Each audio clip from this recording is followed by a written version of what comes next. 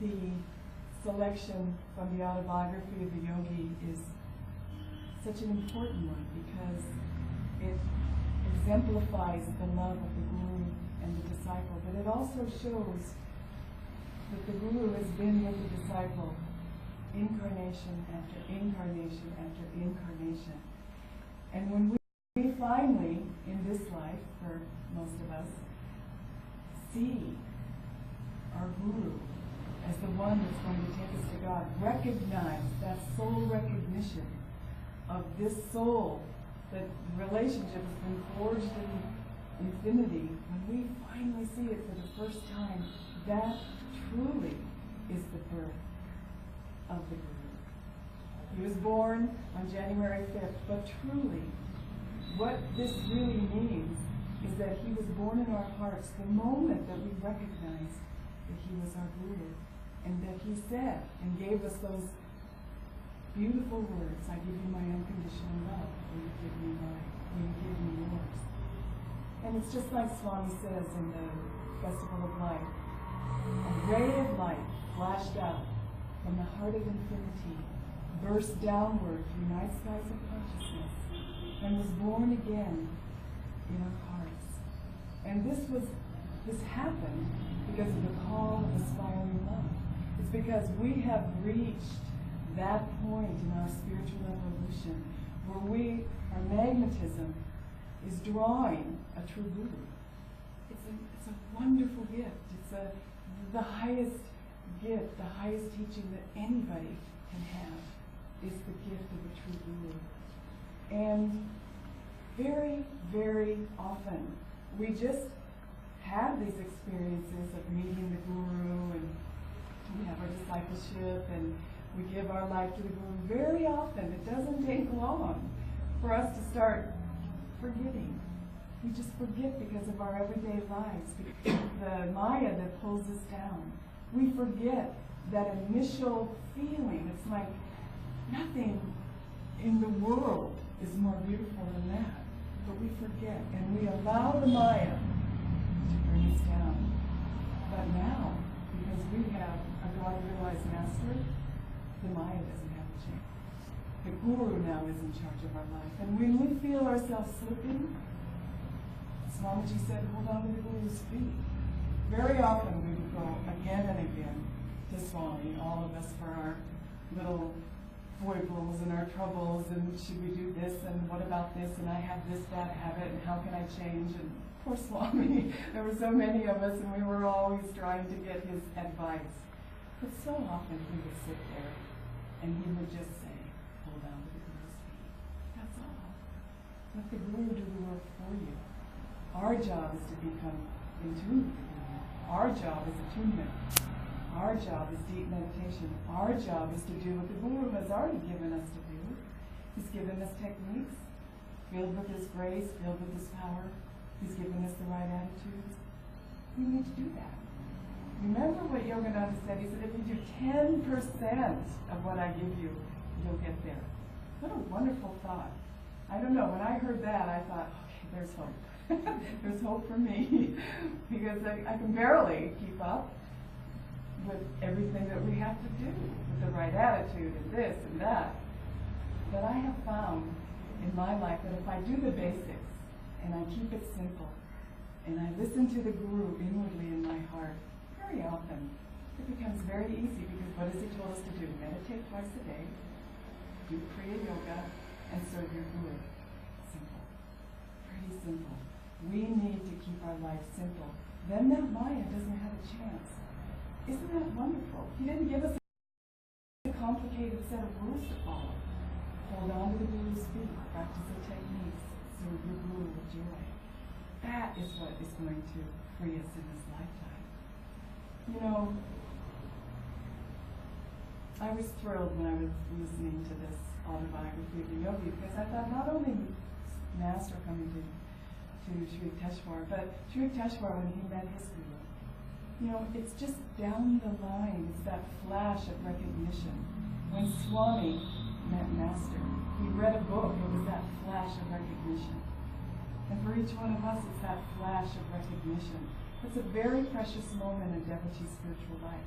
Very precious moment.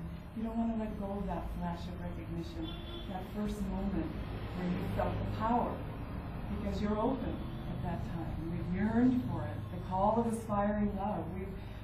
We've called to God so strongly, I want you, I want you, I want you, and He sends you the guru, and you recognize. The souls recognize one another. What a moment. It's really good to remember those times. And always go back to that. Recently I saw a video. It was very beautiful at Ananda. We have very many young people coming to Ananda now. It's so inspiring. Haridas and I tease and say, well, we're going off the conveyor belt. Let's just hope somebody else comes in to take on this work of Master. But there was this video of these young people that live in Ananda village. So inspiring. They have this little group, and they get up every week, and they call it Joy Masters. You've heard of Toastmasters? You know, where you learn how to speak in public, and you support one another. But these souls, there were 6 of them, and they had this group, and they videoed it, and it was their first time ever to speak. And so they had this Jyotish and Devi were there, and they had visitors come, and they created this crowd. And each one just stood up, and they were a little bit nervous, you know. But the question that they had to answer was, what does Master have to do with your life? What is the blessing of being at Ananda in your life? What is that blessing? And I was so inspired. I had tears coming out of my eyes, because every single one of them, such old souls, recognized the beauty of the Guru in their life. And they were able to speak about it so calmly and magnetically that by the end I felt like I had been in the presence of saints. I really did. I felt like I was in the presence of saints, because there was such innocence and such humility and such attunement. Really, these are the things we need to strive for. Humility, attunement, openness. But they were so sweet. And then Jyotish and Devi got up, and they gave they said they were there to comfort them. And they gave little talks. But Jyotish said something very interesting, and I really appreciated it. He said, it's like, okay, the new generation, the old generation, Swami's gone, Master's off the planet, theoretically. And so there's this linear way that we look at life. But Jyotish said, he was so sweet. He said, we were all in the astral world together, friends, soul friends, all of us in India, everybody here, all the disciples, all of us Gurubhais. There's nobody higher or lower. We're all in the astral world together before this incarnation. And we knew that we were going to serve Master's work. Well, some of us had to come in first, and some of us had to wait and come in second. And then there's this third wave of these young people that are coming in. That's just with Ananda. But Master's disciples are all over the world. And so there is no hierarchy. There is no, this one's more spiritual because they have this title and they do this job, and we're all in this together. We're soul friends. We're a communion of souls. And we have chosen to serve Master in these ways. So the young people coming in, when they were talking on this video, I felt such an affinity, such a friendship. I knew these people. And I haven't even met them, because Haridas and I came to India 10 years ago, and these are really the new wave. We hadn't really met them on this plane. But when each one stood up to speak, I knew we were friends. I knew we'd been together before. It's very touching for me. They're coming to India also. When Haridas and I came 10 years ago, it was like, okay, Master was here, Master went to America, Swami was here. Now we're just passing the baton, all of us. We're just helping one another to grow spiritually. That's really all we're doing, and we're doing it by unconditional love, by friendship, by humility, by sharing, by participating, by praying for one another, by seeing how we can help one another grow spiritually. we really do have a responsibility because of that moment, that soul recognition, that moment in our life. And we had that spiritual power. We felt it. I know the first time I met Swami, my heart opened, and I didn't think it would ever close. It did over the years, not tight, but karma comes and life comes and you get so darn busy and you forget. But I remember that moment, and when I really remember that moment, I remember the moment when I became a disciple of Yogananda. And I looked in his eyes and I sat down, and it was this picture. Leela gave this to me. Leela was Swami's cook, and she gave this to me 1 year. It's a beautiful picture. And I looked in his eyes and I said, I will serve you till the day I die. Good or bad, right or wrong, with joy, with sadness, success or failure, I will serve you till the day I die. And when I said that, I knew this was my life pattern. This was my life path. Nothing could deviate me from that. And so for each one of us, we each have that moment where we look in the Guru's eyes and we say, this is my life. You've given me a life to live. That's why Master was incarnated into this planet. The call of aspiring love. He came, not only once, but many, many times, so that souls that are lost by the wayside can recognize him. And look in his eyes and say, I will serve you. Because if Master doesn't have instruments, if he didn't have Swami, maybe Ananda would have been a different way, but where would Ananda be? Where would we be? He works through instruments. Divine Mother works through instruments, and we forget that.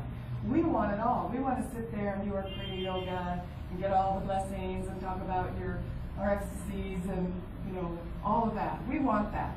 That's okay. That's a good desire. We all want that.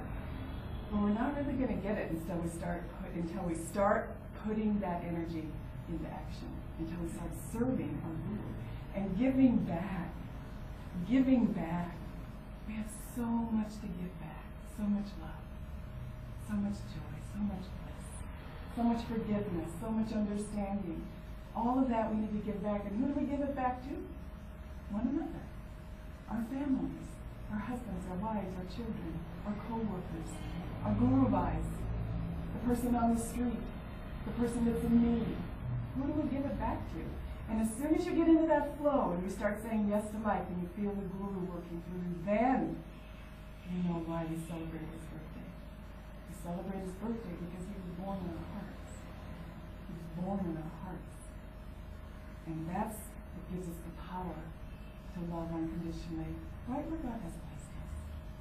Don't get so caught up. So easy. I'm doing this, I'm getting recognition. I like this, I don't like that. Who cares? In the end, when we're kneeling at the Guru's feet and holding on to the Guru's feet and it's the end of our life, what's he going to say? He's going to say, how much did you love? That's what he's going to say. He's not going to say, how many people came to the talk? Forget it. I wanted 500 and you only had 3. Forget it. You're a loser. He's not going to say that. How much did you love? That's what he's going to say. And because of that, we have a responsibility as Guru Bhais, disciples, spiritual aspirants, people that love God, souls that love God, to love.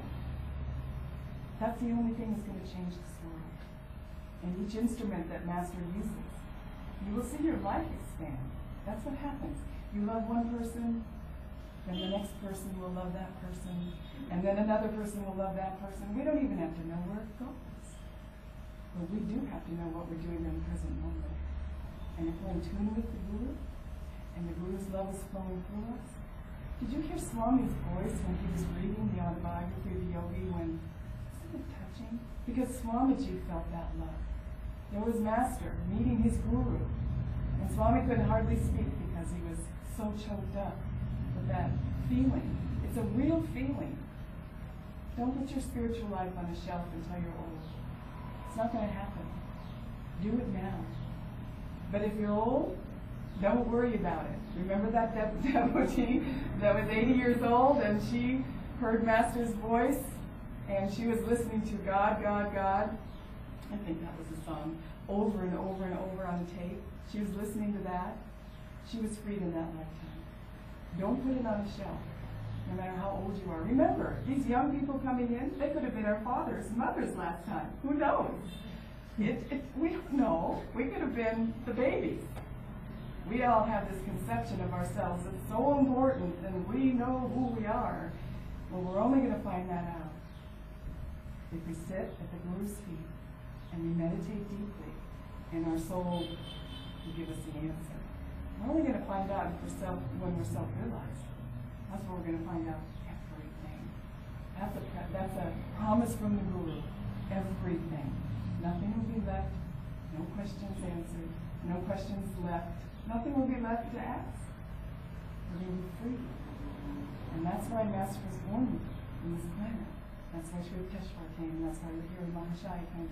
That's why Babaji's here right now. And that's why Ramakrishna came. And that's why Christ came. And that's why Shankaracharya came. And that's why they all come. Because they really do love. And they feel that divine love coming through. And they want to help. They want to help. We are so blessed. I wanted to close by reading this beautiful poem by Rabindranath Tagore. I think I just lost my place because I put it out, but maybe not. Maybe I'll be lucky. This is one of my favorite poems from all times. This is written by Rabindranath Tagore, and it's called from Songs of Kabir. It is the mercy of my true Guru that has made me to know the unknown. I have learned from him how to walk without feet, to see without eyes, to hear without ears, to drink without mouth, to fly without wings. I have brought my love and my meditation into the land where there is no sun and moon, nor day and night. Without eating, I have tasted of the sweetness of nectar, and without water, I have quenched my thirst. Where there is the response of delight, there is the fullness of joy. Before whom can that joy be uttered? Kabir says, the Guru is great beyond words, and great is the good fortune of the disciple. And they all are here to support us with beautiful words. And so we have good fortune, and we have wonderful karma to be in the spiritual family and to be part of the magnetic pole of divine love that is drawing us all home to God in this lifetime. God bless you all.